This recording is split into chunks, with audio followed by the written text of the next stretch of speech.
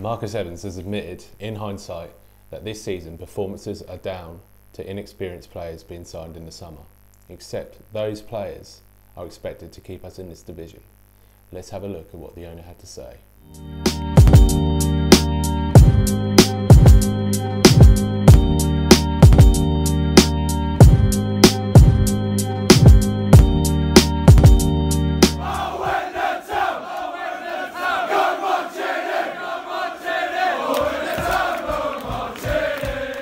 So, welcome back guys. So, Marcus Evans came out today. It's been a long time coming, to be fair. We've had the manager, we've had the chief exec, what have you, step down. We've had the footballer manager come out, and this time it was the turn of Marcus Evans. And from what was said today, we can pick through it, and there's 9 points we can pick up on. So stay with me and we'll go through each of those 9 points. So, coming in first, hindsight is a wonderful thing. So, looking back at the start of the season and through the summer, it's pretty evident that Evans, he brought in a new manager. That's what the club needed a bit of a revamp. And from what he said today, he said he didn't regret the appointment of Paul Hurst, but regrets the actions taken after the appointment. So is he actually saying that he regrets Paul Hurst, even if he was a totally decent and hard-working person? To be honest, there's no two ways about it. You can't say that someone was in a footballing sense, say he was a good manager, but then sack him after what, 11 games was it? Something stupid.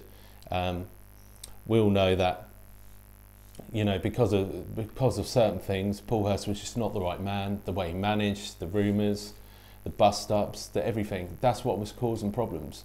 So hindsight is a wonderful thing. Yeah, we can look back, but we can't change the past. So, lower league signings. Number 2, the club sold the likes of Waghorn, Garner, let go McGoldrick. We obviously sold Webster as well.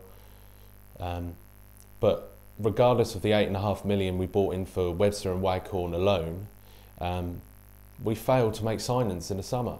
Now, obviously we made signings. We signed 4 League One players and we signed 3 League Two players. But at the end of the day, we're a championship side. None of those players are proven. None of those players were extremely prolific in the league that they were playing in. Obviously, Donatian and Jackson were the only 2 that were in contention or did get promoted from League Two to League One. You could argue that most of our players were League One players, but to be fair, the only one that was prolific on any level was Jackson. He scored 16 goals last season. We brought him in to effectively replace over 40 goals that we lost in the summer. It just wasn't good business, and it becomes much clearer now that those players might not have had the experience or the attitude to play in this division, and that reflects in our position today. We could have bought players in we could have bought those players in and kept the ones we had for the money that we spent. So yeah, going back to hindsight, it is a wonderful thing.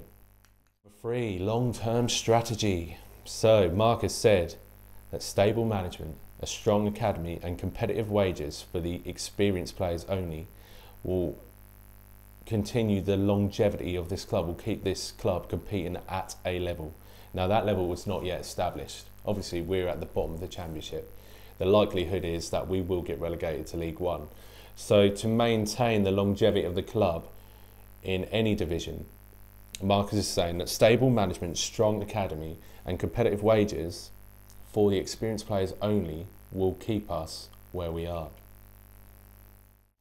So that we got an insight into a lot of things from what Marcus said today, and number 4 is confirmation of what's happening behind the scenes and what the strategy is.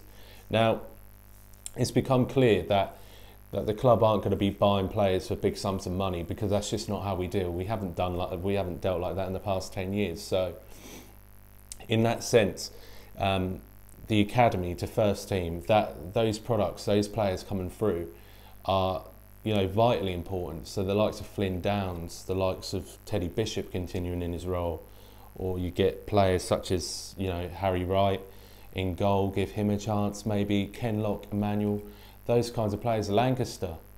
They've all flourished where we are in the position that we are right now. But the likelihood is that those players are going to flourish in League One rather than the Championship, and that's because of poor management over time.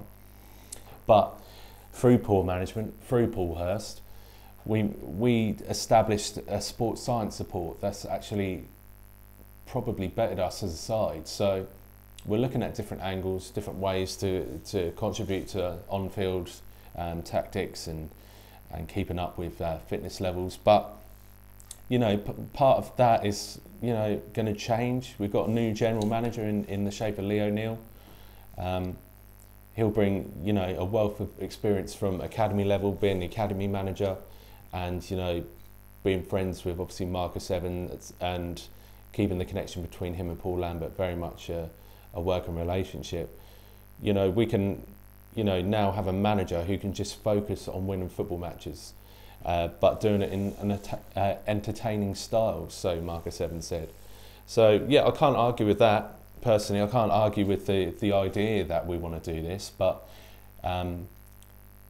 this season, can we see that? I don't know. So number 5, a statement of intent from the owner. Marcus Evans said, "This season has been the most challenging one for me as an owner, but working alongside Paul Lambert and Lee O'Neill, I'm determined that the rebuilding process that is now taking place will get us going in the right direction again. I've already released a statement with Paul clarifying that Paul and I have agreed that this journey will continue wherever we play our football next season, which provides the vitally important stability and management that I've spoken about so many times. We have a progressive, experienced manager determined to play football on the front foot with a support team and owner completely behind him. Let's see where that takes us." Now that's an interesting thing. Marcus Evans not only come out and admitted that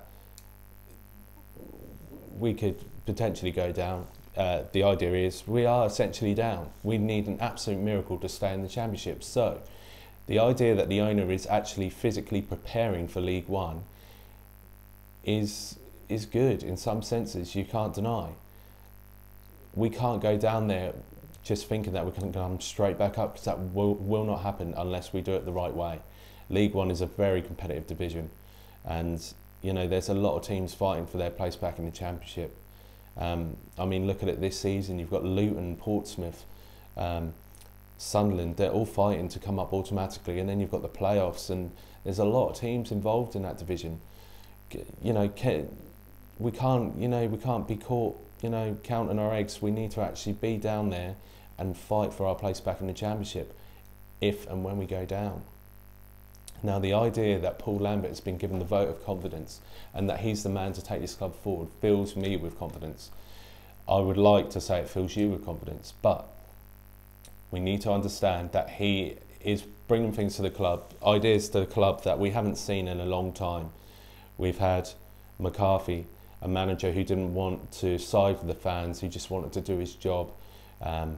Yes, he was a good manager, but it got boring after a while, and 5 years of stability, yeah, arguably we could have gone down 5 years ago. The club would have been in a worse position than it is now, but McCarthy done a lot for the club, took us into the playoffs on a very short budget shoestring, and then we traded him for a young, hungry, you'd argue a sexy looking manager, forward side, someone who we could really lord over and have a lot of hopes for. But that didn't work out, and now we find ourselves right at the bottom of the division, and it's not going to get any better.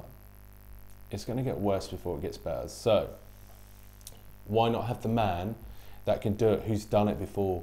He's taken Norwich from the absolute depths of despair and took them all the way to the Premier League, our bitter rivals, and I hate to say it, but they've done it so well. And we need to look at that situation and actually take something from it.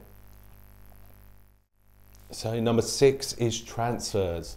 Now, Marcus Evans, You know, he's backed Paul Lambert. It's given him a bit of money, you know, a bit of stuff to go around with. Not permanent signings, so we're only bringing in players until the end of the season. That is the idea. Now, good business in January all around. You've bought in Quainer, Will Keane, Elder on loan. Who else? James Collins, solid signing, and then you've got Dawkins as well. And as well as Judge, who was a brilliant signing. So in terms of that, we're seeing players go out on loan as well. Both Danny Rowe and Jordan Roberts have both joined Lincoln.